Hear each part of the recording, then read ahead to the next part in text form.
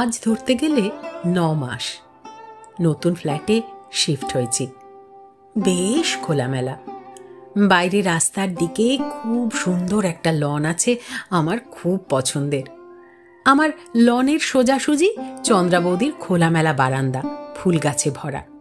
চন্দ্রা বৌদি এবং দাদা খুব মিশুকে মানুষ। এখানে আসার পর প্রতিবেশী হিসেবে ওনাদের সঙ্গেই প্রথম পরিচয়।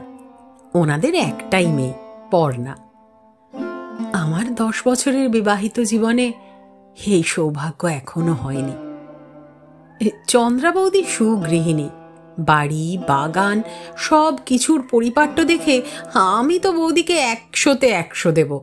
দাদাও ভালো মানুষ, কিন্তু মাঝে মাঝে চন্দ্রা বৌদির বাড়ি থেকে ভীষণ কোলাহল শোনা যায়। মুখোমুখি বাড়ি, তাই একে অপরের বাড়ির বাগানের ফুলের গন্ধ থেকে রান্নার ঝাঁঝ, এমনকি বাড়িতে কোনো গরম হাওয়া বইলে সেটাও একে অপরের বাড়িতে চলে আসে। আমি একদিন চন্দ্রা বৌদিকে খোলাখুলি জিজ্ঞেস করলাম। চন্দ্রা বৌদি আধ ভেজা চোখে বলল, এই বেশ ভালো আছো ভাই, এখনো ছেলে মেয়ের ঝামেলা নেই, থাকলেই বোধহয় বেশি জ্বালা।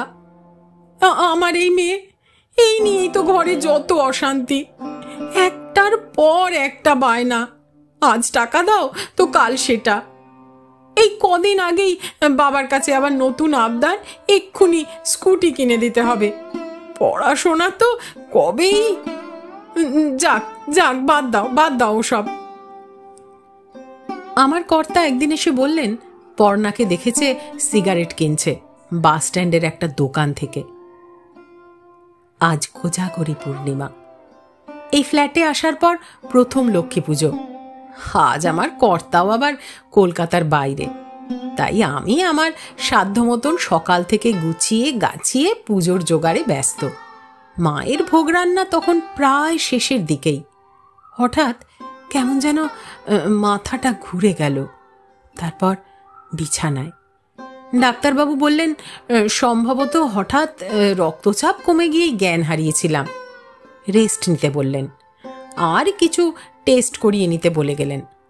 শুনলাম পর্ণাই নাকি তাড়াতাড়ি স্কুটি নিয়ে স্থানীয় ডাক্তারবাবুকে নিয়ে এসেছে। চেয়ে দেখি চন্দ্রা বৌদির সঙ্গে পর্ণাও আমার বিছানার পাশে দাঁড়িয়ে আছে।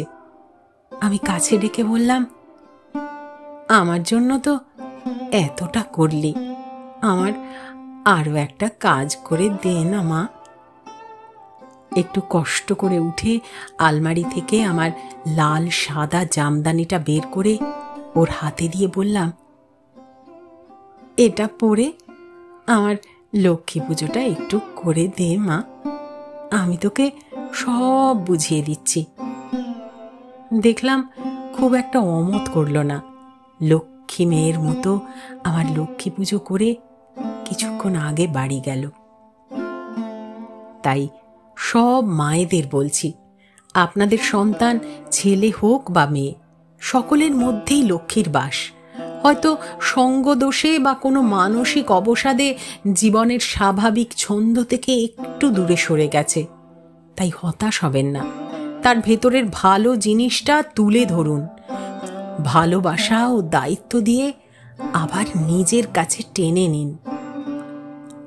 আজ এই পর্যন্তই। সকলের ঘরেই মা লক্ষ্মীর আগমন হোক, এই শুভকামনা ও শুভেচ্ছা রইল।